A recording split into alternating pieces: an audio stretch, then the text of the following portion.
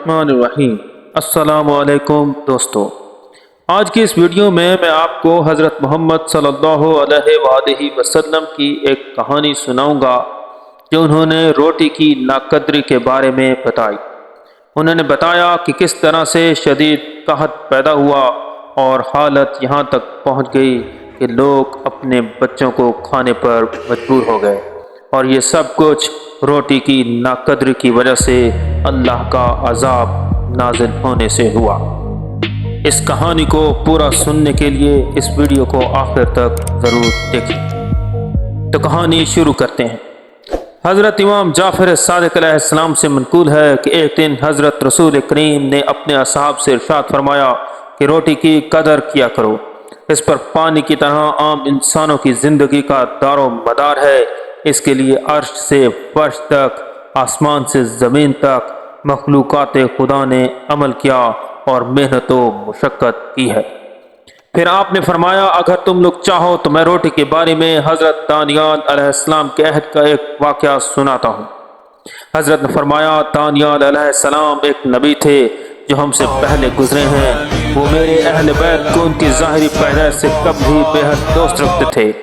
دانیال نبی کو ایک دن ایک ضروری سفر درپیش ہوا اور درمیان میں دریا حائل تھا۔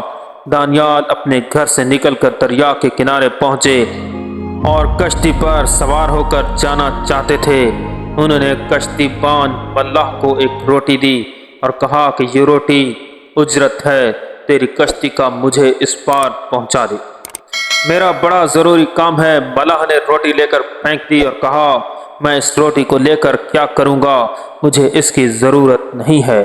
ایسی روٹیاں تو ہمارے ارد گرد پڑی ہوتی ہیں اور پیروں سے کچلی جاتی ہیں۔ حضرت دانیال علیہ السلام نے کہا کہ ایسا نہ کر اور اسے لے لے، اٹھا اپنی آنکھوں سے لگا، روٹی ناقدری کی چیز نہیں ہے، خدا کی نظر میں اس کی بڑی عزت ہے، مگر اس نے ایک نہ سنے۔ دانیال نبی کو اس کے طرز عمل سے بے حد دکھ ہوا۔ انہوں نے آسمان کی طرف ہاتھ اٹھا کر کہا میرے پالنے والے، روٹی کی بے قدری تو دیکھ رہا ہے، اب تو نے اس وقت اس ملاح کا طرز عمل اور افسوسناک کردار بھی دیکھا ہے۔ میرے پالنے والے، روٹی کو ناقدری سے بچا۔ دانیال علیہ السلام کا یہ کہنا تھا کہ غضب خداوندی میں ابال آ گیا اور روٹی کی ناقدری کرنے والوں کو سزا دینے کا بندوبست کر دیا گیا۔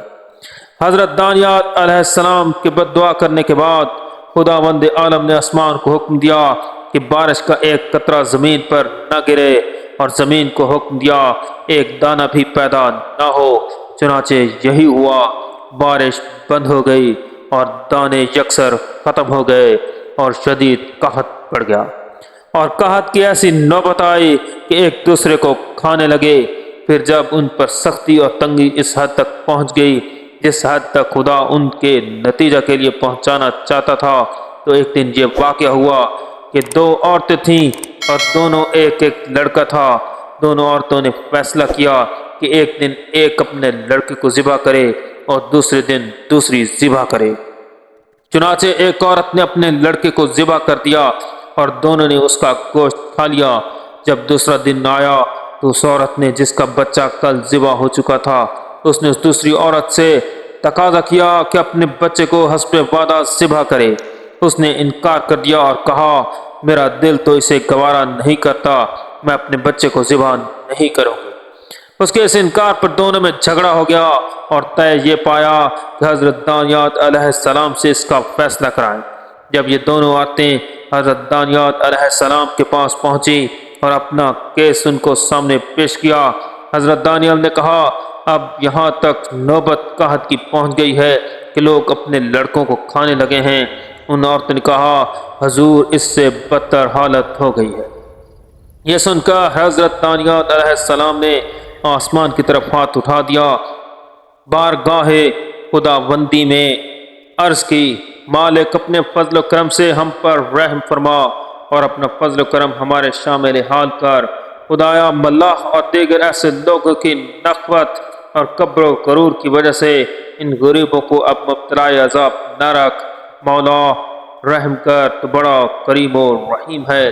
دانیال نبی کی دعا سے پروردگار عالم نے آسمان کو آب بارانی کا اور زمین کو دانے پیدا کرنے کا حکم دے دیا، اور دانیات علیہ السلام کی طرف وحی کی کہ اے دانیات، میں نے روٹی کی توہین کرنے والوں کے ساتھ جو کچھ کیا یہ اسی کے مستحق تھے، اور ابھی اس سے بھی زیادہ ان کی حق رسی کی ضرورت تھی، مگر میں نے بچوں کی وجہ سے ان پر رحم فرمایا۔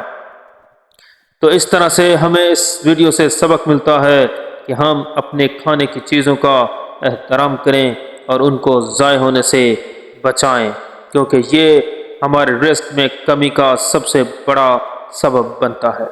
میری اس طرح کی نئی ویڈیوز کو دیکھنے کے لیے میرے چینل کو سبسکرائب کر دیں اور بیل آئیکن کو دبا دیں تاکہ میری ہر نئی آنے والی ویڈیو کا نوٹیفیکیشن آپ تک پہنچ سکے۔